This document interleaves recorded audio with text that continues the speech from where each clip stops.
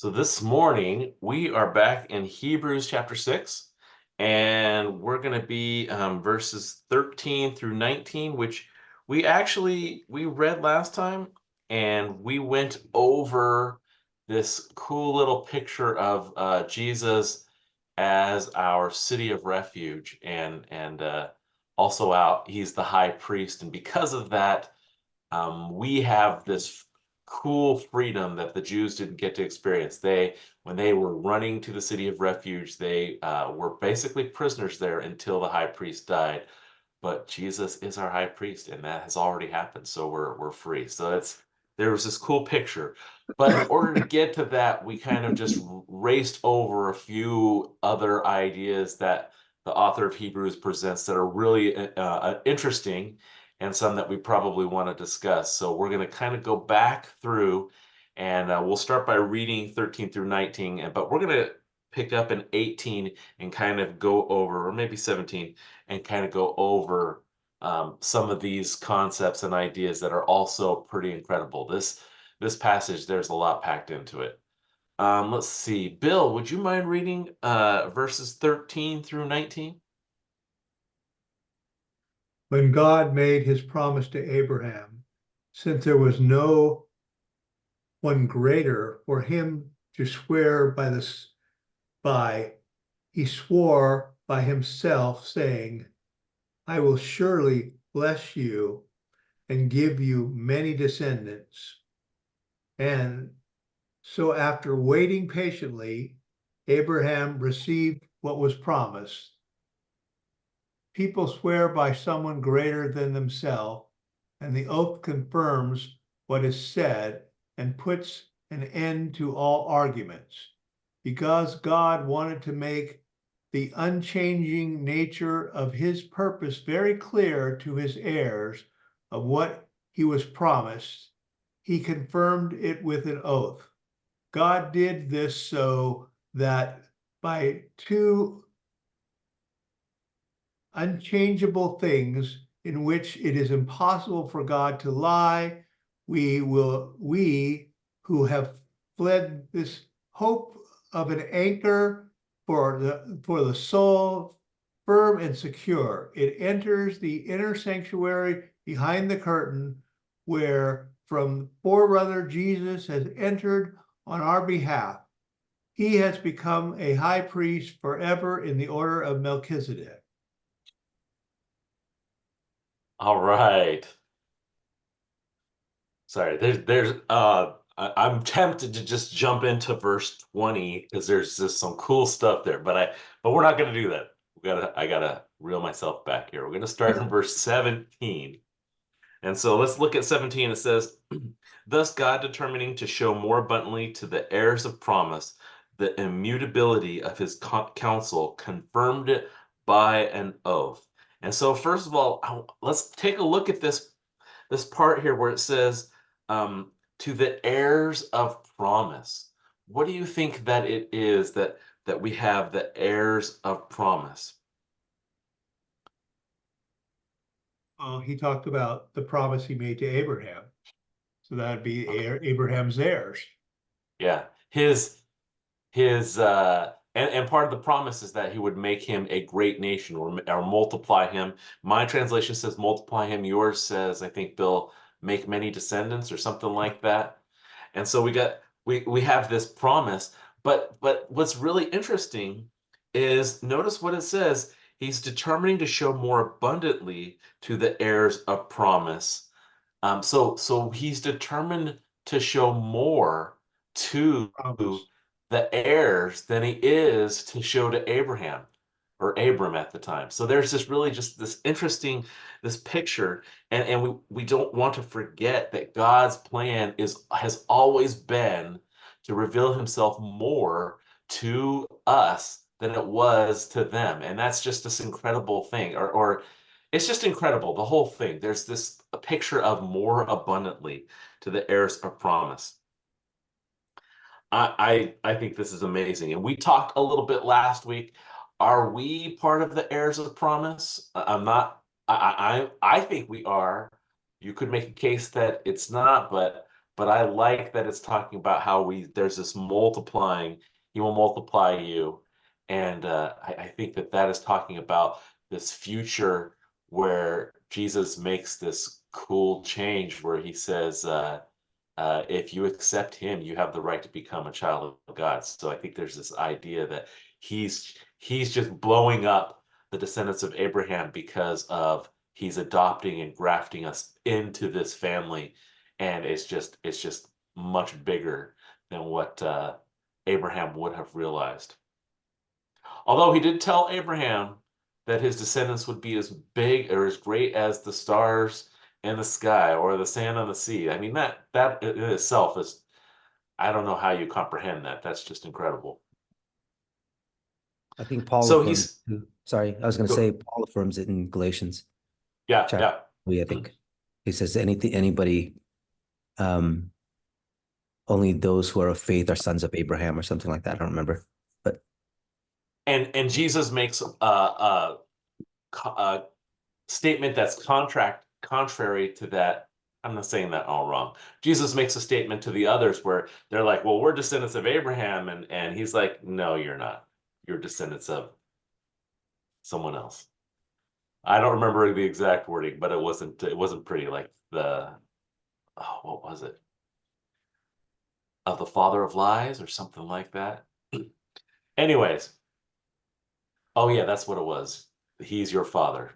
Anyways, back to this. This is cool. So we are the heirs, and he's more abundantly um determined to show more abundantly to the heirs of promise. And here's what he's going to show: the immutability of his counsel confirmed it by an oath. And this cool phrase that we want to look at: immutability of his counsel. And when we say counsel, we're not just saying this is his advice, right? It's not like God's going, well, I think you should do this, or I think you should do that. This is God saying, this is the plan. Here is my purpose, and my purpose is not going to change. It's not going to change from one day to the other. And this is really exciting for us, right? Because when God tells us what he wants us to do, it does not change from day to day. It's not like he says, okay, today you can't murder anyone, but tomorrow, let's see what happens. Maybe I'll change my mind and you can do that. That's not how it works. He's got his plan, and also the incredible thing is he has a plan and he gives us counsel, but he might actually give us different plans and different counsel, right? He might say to Tim, I want you to stay here in you're in Pleasanton, right, Tim? Or are you in Livermore? You're like right on the border. In Pleasanton. Pleasanton. So he might say to Tim, I want you to stay in Pleasanton. And then he says to Bill, but Bill, I want you to move to Arizona. And so two different plans, but that doesn't mean that it's a different God, right? It's the same Right. God. He has a plan, and the plan doesn't change. And this is incredible. And this immutability aspect of God is something that I love it. This is great. The Bible even pushes this a little bit further in other places, and there's several verses where it talks about the fact that God doesn't change. So not only does his plan not change, but he himself, he doesn't change. And I just want to bring this up because this is completely different than anything you know, because I would challenge you to think of something that doesn't change, right? I mean, I can't think of anything. Everything changes. I mean, if you talk about the fact that you're here on this earth, we change position around the sun every day. Literally every day we're moving, right? So everything changes.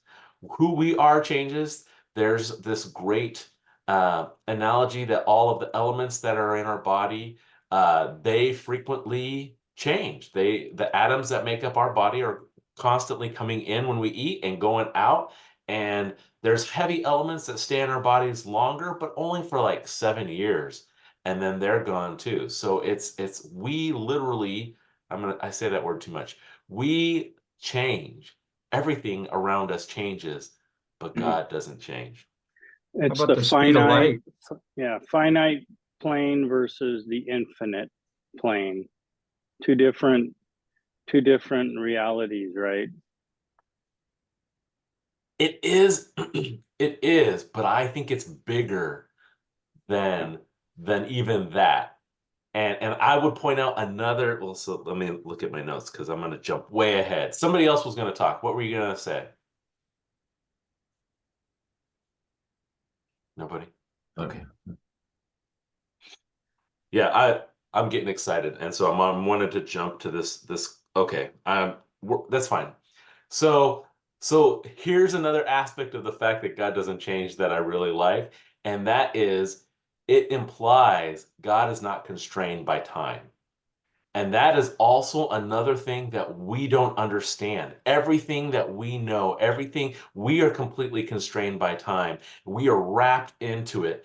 And that is one of the reasons why we change and why everything changes, because we're in this time construct. God is not in that. And this is so much more different, so completely different than everything we know.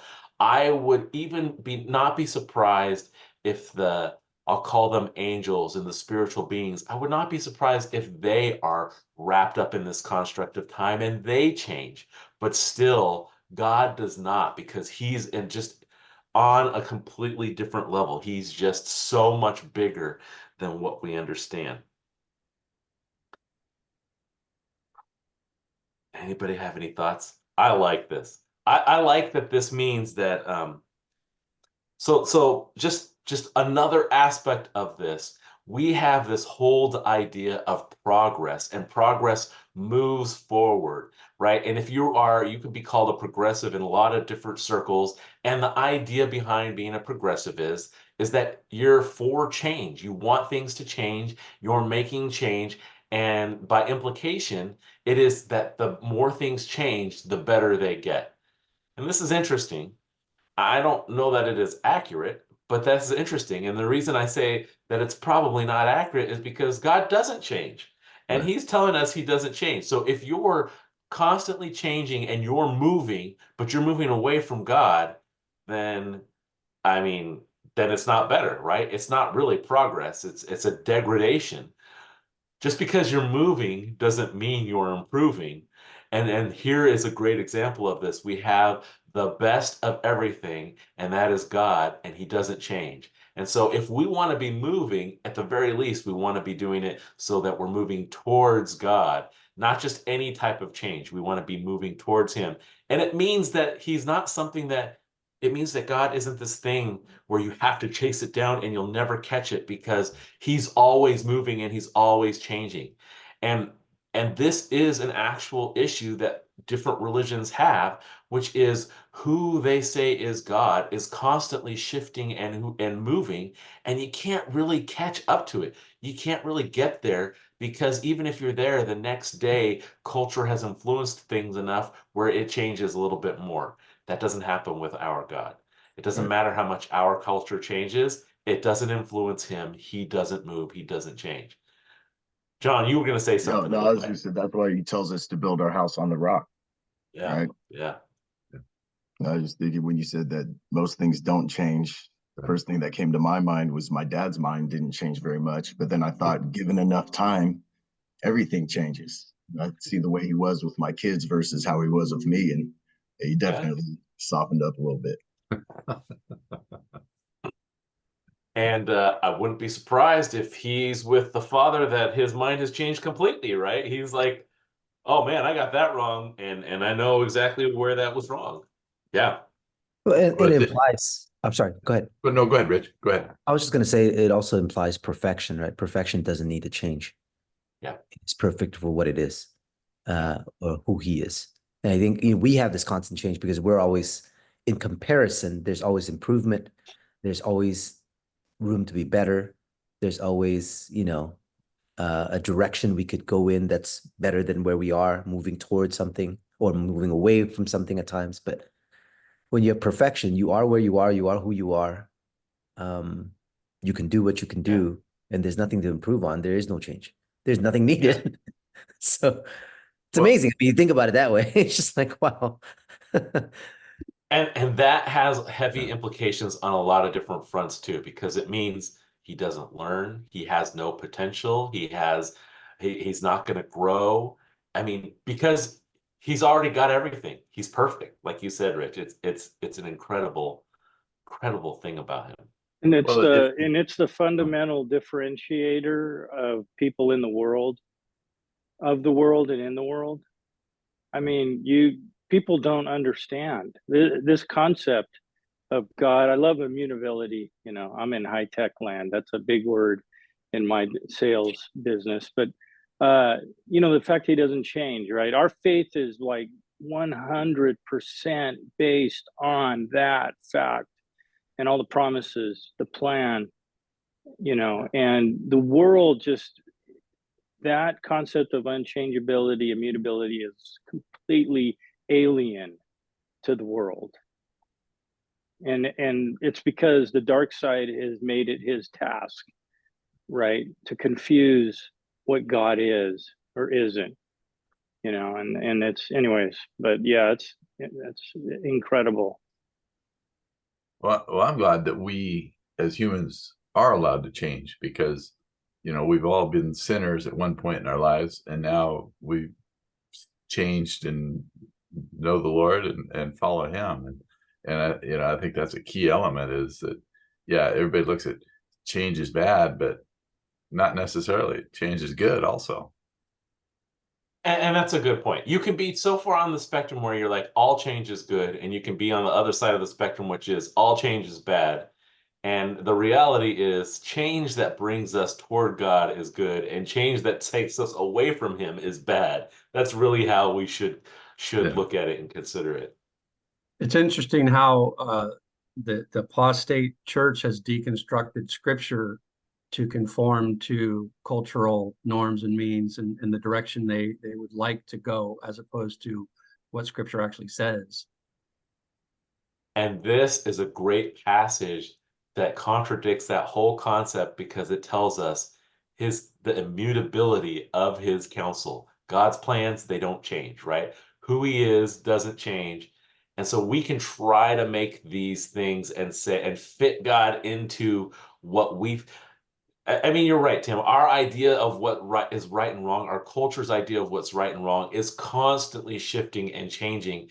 And then to try to take God and fit him into that constant shift and change, honestly, it's going to lead to heartbreak, because it's not going to work. You're going to either have to be blind, or you're going to have this collision of worldviews, because it's just not going to work.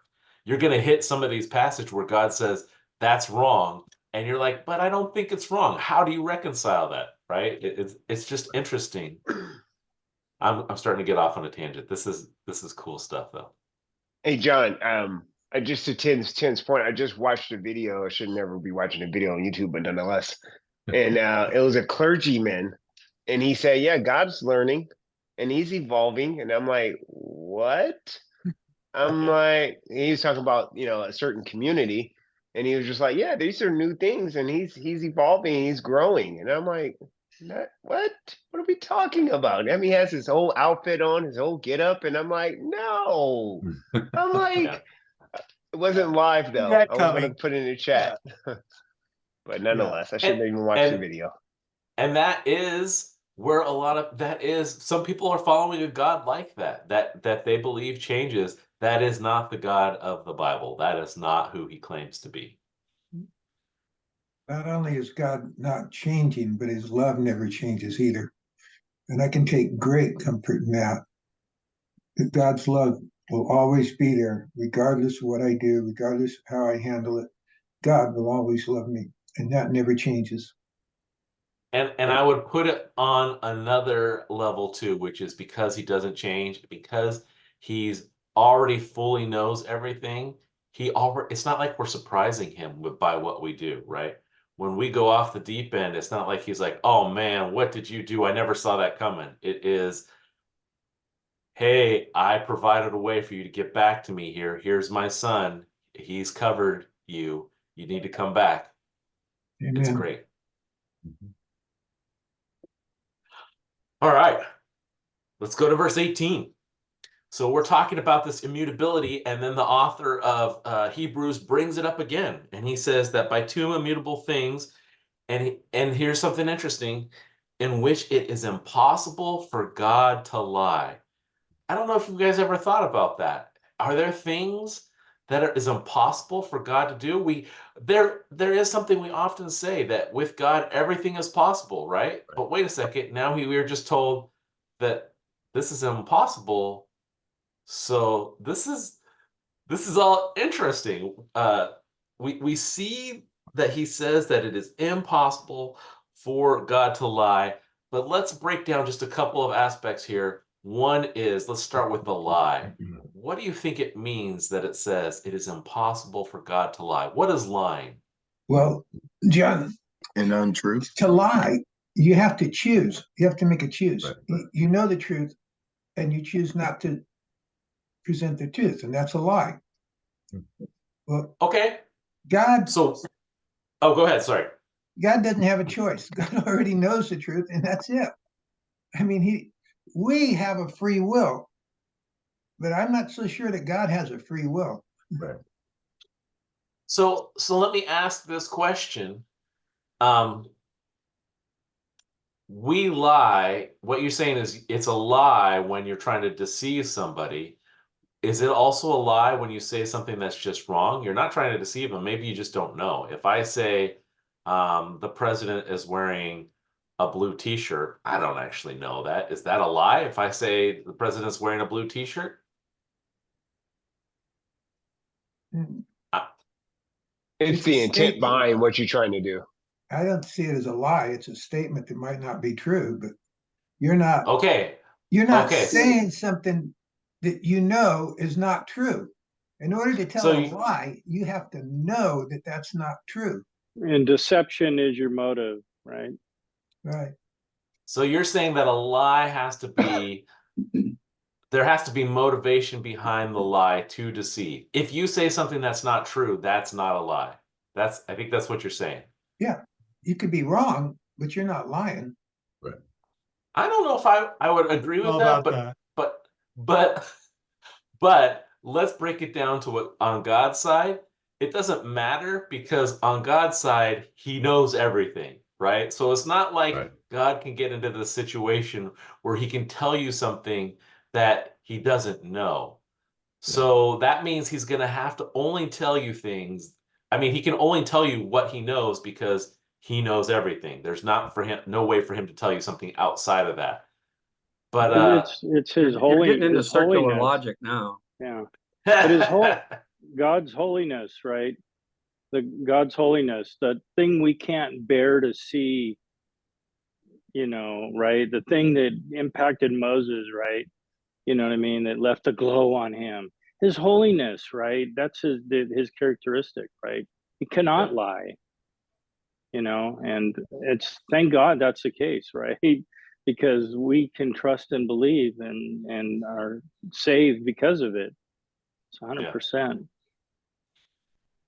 So this is all very interesting. I'm just bringing up the point that I think I would probably push lying a little bit further than some of you guys, because I would say that lying is saying something that is not true, regardless of intent. If you're saying, so basically there is truth and there is not truth, and I would put lying as everything in the not truth category, regardless of intent. And I Okay, think that let's put it this way. You're taking a math test and you write down the wrong answer because you did a computation wrong. Yeah, Are you lying about that answer? Right. I would say you are. Yeah. I would say you're Fucking mistaken. I would say you're not lying. You think it's But- right, but you but don't I realize want- you made a mistake. I have one for you. Well, what if the doctor said, this 100% will cure your cancer and gives you a pill? Yeah, that would be a lie. Well, he knows. He's just trying to sell a product. That's different. Well, well, what if he really believes that in his heart, that he found the cure? But it's not. Yeah. It's a lie. And he's wrong.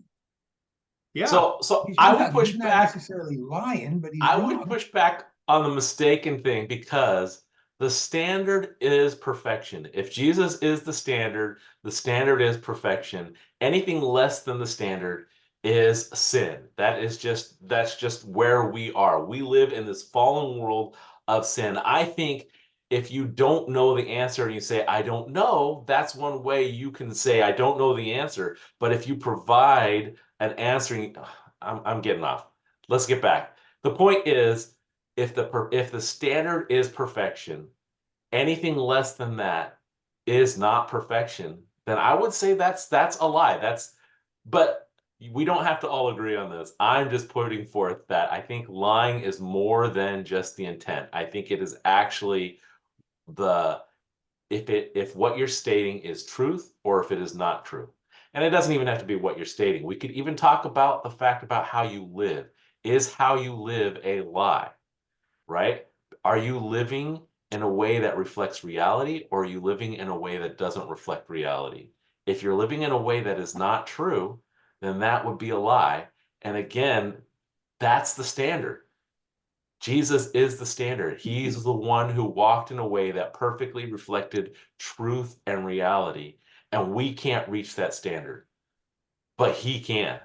And I think that's one of the points of this, right? Is that God is in this place where he can't even mislead us because he says something wrong. He just can't do it. He can't even do that thing. Can't say anything wrong. Right, Well, right. That's I what mean, I'm but saying. that's the state of, the nature, the state of who he is, right? That's why I think Absolutely. it says impossible. It's Yeah. like you can't have light and darkness at the same time in the same place. Because by the definition of those two things, one is the absence of the other. And it can't occur at the same time because by nature, there are boundaries of what one is and the opposite of the other. And I think when God says he's truth, it's impossible because you can't have truth. You can't be all truth and lie at the same time. Yeah. So I think there's a great comfort in that. And I love what you said about living, it goes beyond intent because there are plenty of people living in lies, believing even though they know, even though they don't know, but they refuse the truth, suppress the truth, and believe the lie. And that with or without intent, there's a state there in which people are lying, if you will, without ever having to have said anything, but chosen to believe the lie in some sense. And that's a hard concept to think, kind of just pull the thread on, but it does, I think, go a little bit beyond intent. I would agree. And the hard part of this concept is that makes all of us liars, right? Well, no one's going to argue that one. And for some people, well, that's what I was going to say. Some people are going to argue that. They're going to be like, no, I'm not a liar. But this is the reality of the gospel is we know we are liars. I mean, the Bible even tells us our heart is deceitful. We deceive ourselves even. We are liars, but the awesome part of that is that God isn't, and he puts his righteousness on us so that we can be saved. And so this is all terrible news, good news situation, right? Because we have to recognize that we aren't this who God is, but God has provided us a way for us to be with him. This is all incredible. But let's kind of switch gears a little bit and follow what Rich was saying here. And let's talk about the immutability. It's impossible for God to lie. Why do you think it is impossible for God to lie? I think there's a whole bunch of reasons, but he's God. I mean, Okay, but what makes God standard? Okay. He sets the standard. I mean, it's his standard that we live by. It's his standard that holds the earth together. It's his standard that makes everything possible. Yeah. Because he's just. Okay. He's perfect. But Amen. I just think it's because he's truth. I mean, Jesus says, I am the way, the truth, and the life. Yeah. And you think about when Pilate asked him, why did you Yeah. come for? He says, I came to testify to the truth. And that's an overarching principle that's, I wouldn't say bigger than the cross, but in some sense, the reason for the cross, in which people would say that's the reason why Jesus came, that's even a subset of the reality of spiritual truth, which is why he came. And I think if you look at the end of John when he has that discourse with Pilate, he says, "I came to testify to the truth." It's really it's mind-boggling to think that there's much bigger than just coming to dying on the cross. That sets everything straight. Obviously, we know now, but there's a greater truth of what's happening that people don't see. And I think the big picture there is, I think he's the truth. That's why he cannot lie, because it just cannot exist at the same time. If you look at the side of a lie, it's lack of knowledge or pride what causes an individual to lie, and those two, like Dan had said, God is perfect and he sets the standards. He knows everything. Yeah. This is all incredible. I like what Rich was saying because this is where we can get to, which is the fact that God is the author of truth. He is not one who just defines what is true. He's the one who actually makes reality. And this is one of the things that I like about him is he is so powerful. I don't think it's possible for him to lie because whatever he says is actually true. And I'll give you an example of this. In the beginning, there was nothing. And then God said, let there be light, and there was light. That's how powerful God is. When he speaks something, it is true. It actually impacts our reality so that it becomes reality. And that is how powerful he is. And so I like this idea. There definitely is the character of who he is that is wrapped up into this, but there's also the power. When we say it's impossible for him to lie, there's a power aspect of it where he's just so powerful. Whatever he says, that's reality. That's true. And it's just incredible. If we as God doesn't need to lie because he has the truth. There's no need for him to lie because he doesn't need to deceive us because we've already deceived ourselves. Right.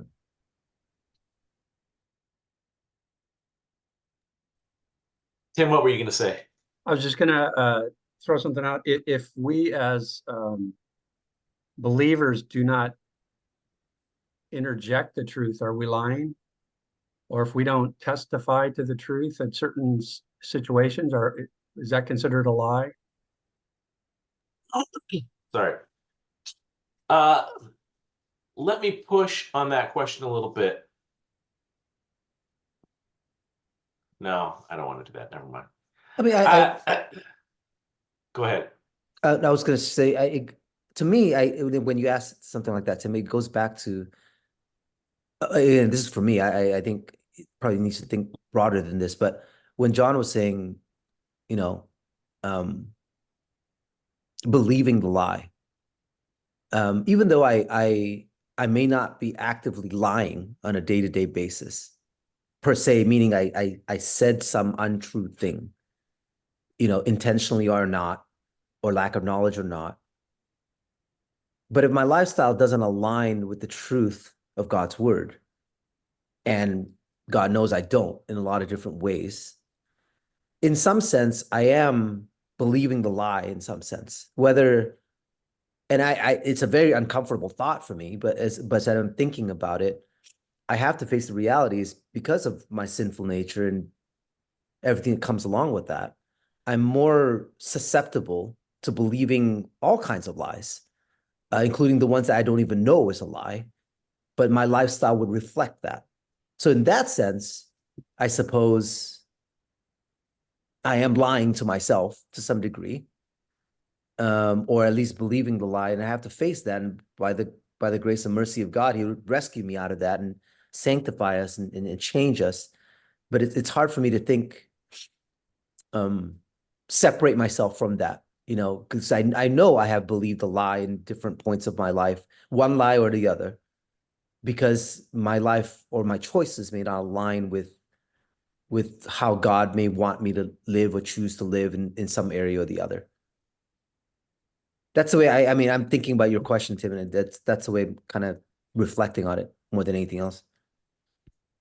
I think also there is this aspect in general where I was going to say men, but I'll be politically correct. People want to know the truth. And I'm saying this in general. We have areas of study like philosophy, and part of the goal of philosophy is to find truth. And I say part of because there's definitely weird philosophies that are self-defeating and not consistent. But part of the idea of philosophy is to find something that is consistent and say, well, since it doesn't contradict itself, it must be true. And this is the interesting thing is, really, if you want to get to that place, you got to seek the Lord on that, because he's really part of what this is saying when it says God, it is impossible for God to lie. It is impossible for him to contradict himself. He's never going to be in this situation where he's not consistent. And that is where we should desire to be, in this place where we're not consistent. And generally speaking, that's when we can discover that we are lying to ourselves, is when we hit something where we're saying, hey, I'm going to live this way, and then reality hits us and we don't live that way, and then we got to realize, okay, I'm not consistent. I got to get back to the Lord and find out what truth is, who he is, so that I can be, so that my interactions with the world matches reality. I feel like I'm starting to get on philosophical things here, so maybe I should stop. But does anybody have any other comments or thoughts before we get to the next part of this passage here?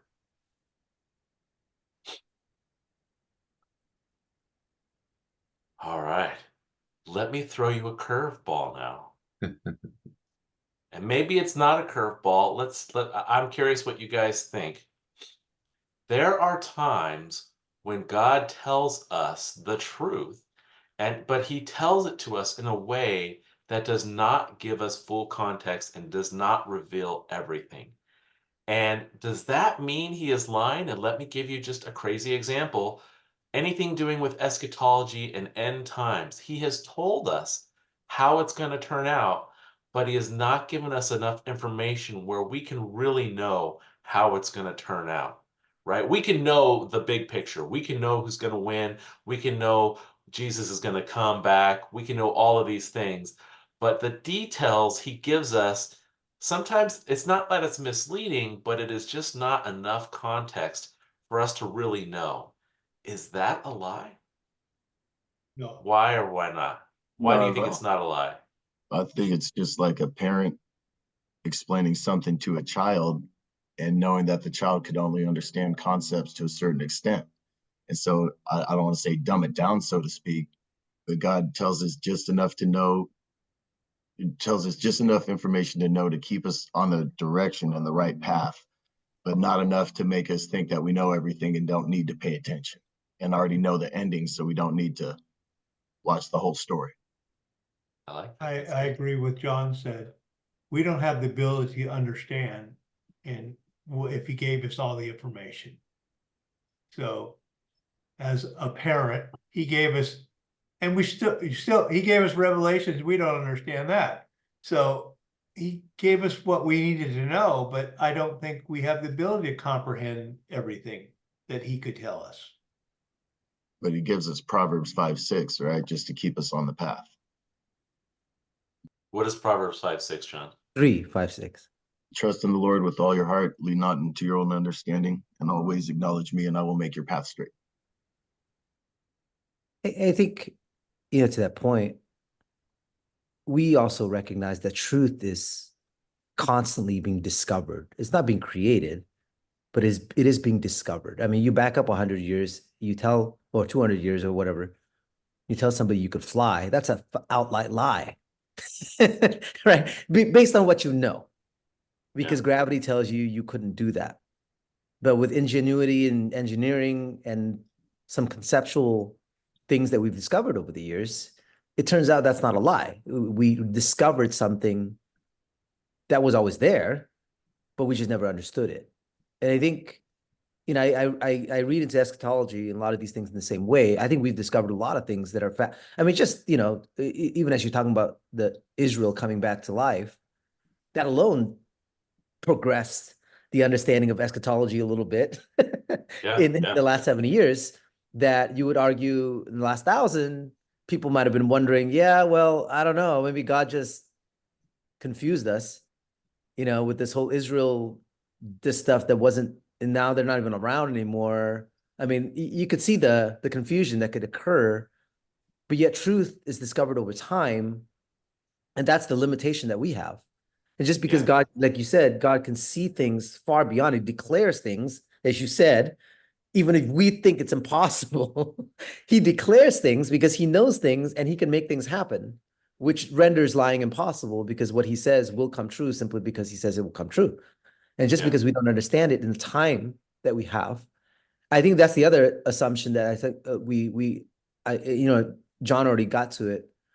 The English language is this deep, deep thing, though we can speak it and convey and communicate. It doesn't mean that if somebody else is using the same language, we actually understand what they're saying. And all you got to do is read the books that, I mean, all of us we may be good at one discipline. You switch disciplines, still speaking the same language. You read it and go, I have no idea what this is talking about, even though you understand the language because it's a language you're familiar with, but the concepts are very, very different things. And I think it just takes time in which and then, there's a capacity factor and also the time factor that renders us sort of, things difficult to discover over time. What is God's number one desire? For us to know him, right? And who? This and group? His son who he sent. Yeah, I mean, it's like the world, right? He wants all of us.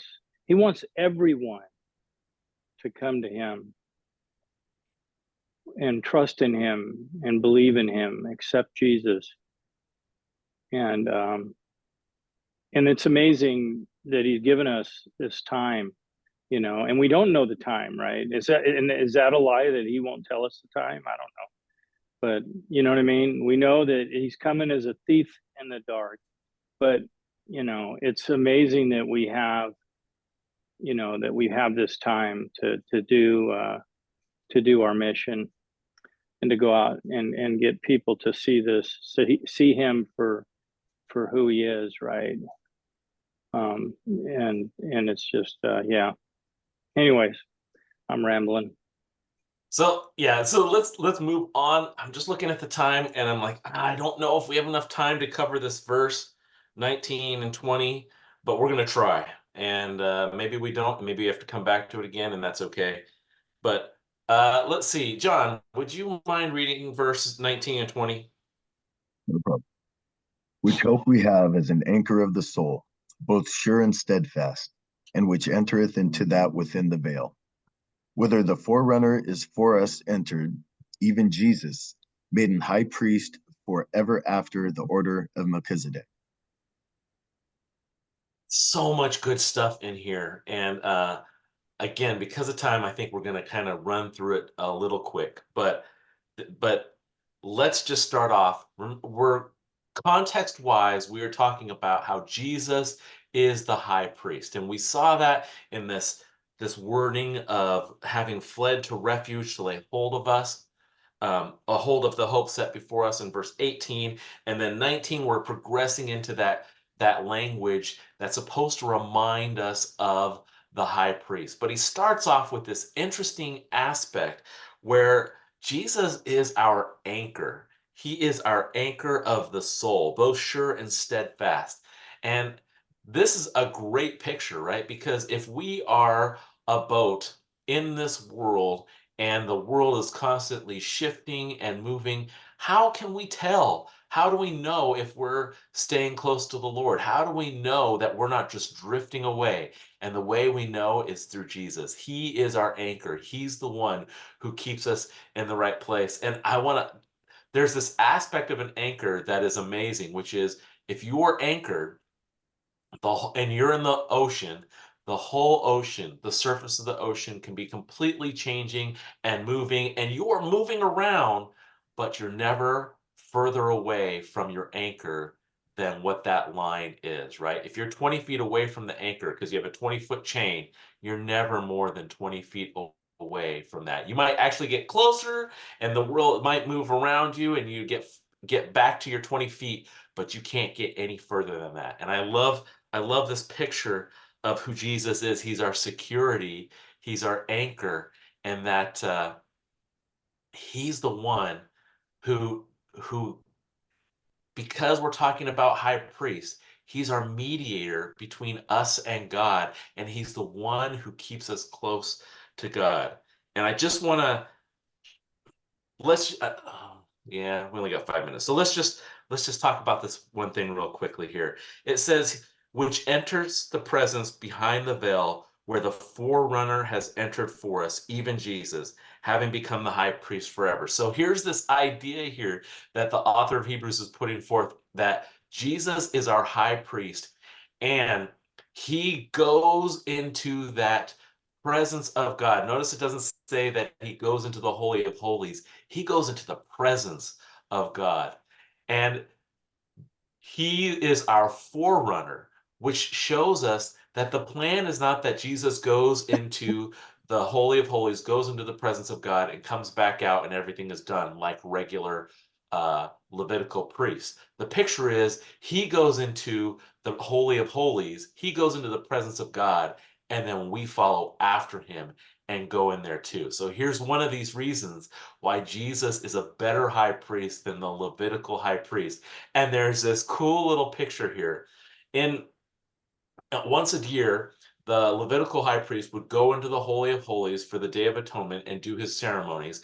And during that process, they would tie a rope around, I think, his ankle or maybe his waist, but I think it's his ankle. And he'd go in. And the idea was that if he goes into the presence of the Lord and he's not found acceptable, God's going to strike him dead and they're going to pull that body out. And so that's why he's got this tether around him.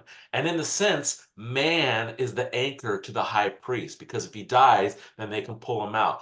But Jesus flips the whole script, because he's our anchor and he's going to go into the presence of the Most High. And because we're tethered to him, he's going to pull us in there with him. And there's this flipping of this whole picture, which again, it just shows us Jesus is a much better high priest than the Levitical high priest. He is the one who gives us direct, immediate access to God, whereas the Levitical high priest was just a momentary thing that would happen. And so it's just this great picture. We got 5 minutes left. Do you guys have any thoughts about this? This is just cool. When I saw Jesus in the anchor, I started thinking about when they were on the sea and he calmed the storm. And when you flip it, it's almost like Jesus is calming any kind of sea or any storm in your life or whatever. You could always turn to him and he will bring you that peace. And just to be different, he does it on top of the water, right? Yeah. I like it. I like it. To me, That's a good point. I like that. the anchor's the foundation. So Jesus is founded with the Father in heaven. So that's the base, and he's pulling us in. And with the priest, he was worldly, so the anchor was outside the curtain. So that's where he would be pulled back to. It's incredible. Yeah. You drop an anchor when you want to stay put. You want to stay in one place. You pull the anchor up when you want to move. You still take the anchor with you. But I still remember when I was a kid once, I had this raft and I wanted to go out on the pond and fish off of my wooden raft. And so I needed something to hold the raft where it was. So I filled up these gallon jugs with water. Now, water's pretty heavy. So I figured these gallon jugs full of water would make a good anchor. Well, The water means water. tossed them over the side when I wanted to stop and they floated off. Yeah, it is the same density as the water. That's the problem. Yeah.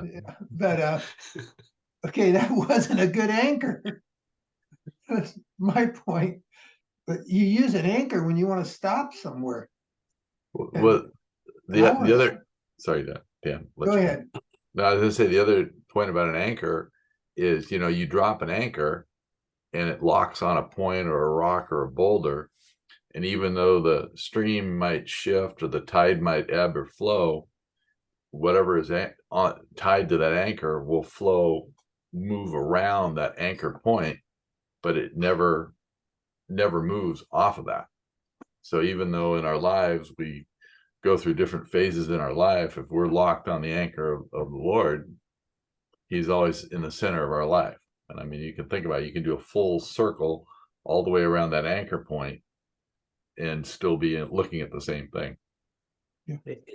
Yeah, I mean, it reinforces the idea of when Jesus says, remain in me, remain in my love, abide in me, let my words abide in you. It's about staying at a particular place. And he makes it very, very clear, don't depart, remain. And I think what's really neat about this anchor, as we're talking about purposes, the purpose of an anchor isn't so you carry it around. It is to drop it so you stay in one place for a very purpose. And I think that place, as we're talking about here, is in the presence of God. And that's a real neat thing. Yeah. And it's not, you drop your anchor there and wherever you want to go. There's one anchor, one place in which we're to drop, and this anchor goes to one place, which is in the presence of God. And that's a beautiful, because otherwise we'd be afraid. Do I have an audience with God? Can I have an audience with God?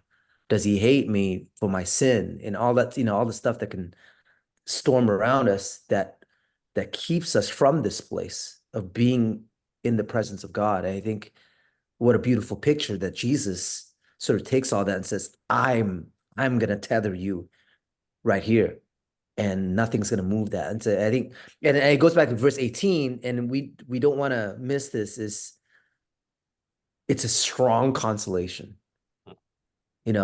This is the thing that we need to take comfort in, that Jesus offers us this anchor into this place in which we can remain in God. And it's because he can forgive our sins, because otherwise we'd be cast out from the presence of God. But because of Jesus, we can remain here. And it's a great comfort, because then well, yeah, I mean, eventually that's, my faith shall be sight, right? Because we're going to be in the presence of God physically from that standpoint. But it's a great consolation right now to realize spiritually, we are where we are because of Christ, and it's a beautiful thing. And there's no other way to do that, right? And that was the problem with the Levitical priesthood, is they couldn't accomplish that, but Jesus can. Yeah.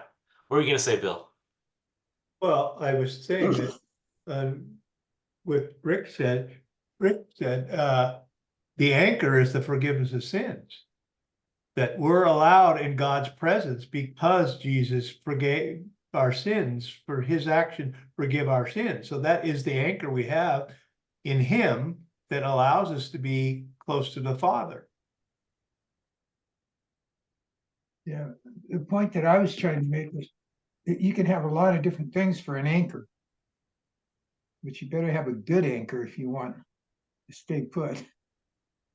That's true. One of the things about an anchor is an anchor keeps you safe, because it doesn't allow you to get into trouble by drifting into crashing or any get off point. So it's actually, just as Christ is our safety anchor, it keeps us safe if we're in the center of his will.